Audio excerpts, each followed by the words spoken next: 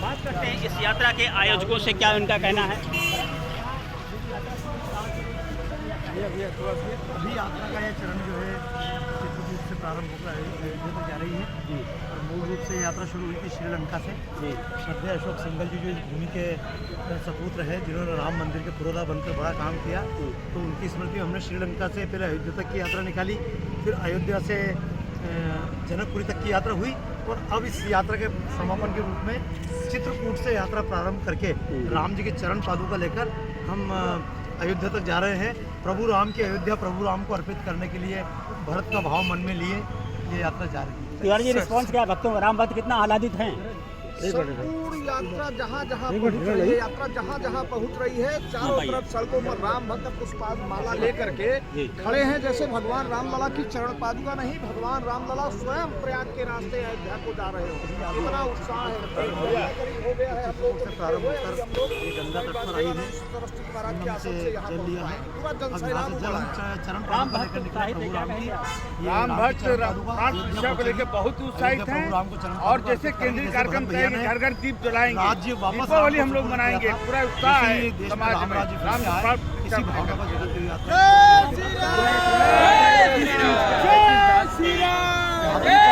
लकड़ी की है, बाकी ये तो ब्रेकिंग न्यूज होती है। चरण पादुका कितने किलो की है, कितनी बड़ी है, सोना है चांदी है? प्रभु के लिए सोना चांदी ये बड़ी चीज़ नहीं है। अयोध्या की जन्मभूमि की मिट्टी हमारे लिए सोने चांदी से बढ़कर है, क्योंकि मैं देख रहा हूँ कई जगह मित्र मेरे पूछते हैं इसमें कितना सोना है। अरे राम जी सोने की लंका को छोड़कर अयोध्या वापस आ गए, तो हमारे लिए तो राम की जन्मभूमि महत्वपूर्ण है, राम की रज महत्वपूर्ण है। एक सोने की एक चांदी दे दो। राम जी की चरण पादुका प्रभु राम है, कोई मिट्टी की भी मूर्ति होती है, सोने की होती है, चांदी की होती है। हमारे लिए तो श्रद्धा है, जिसकी जैसी श्रद्धा है चल रही है। तो चरण पादुका में मुख्यतः राम का भाव है।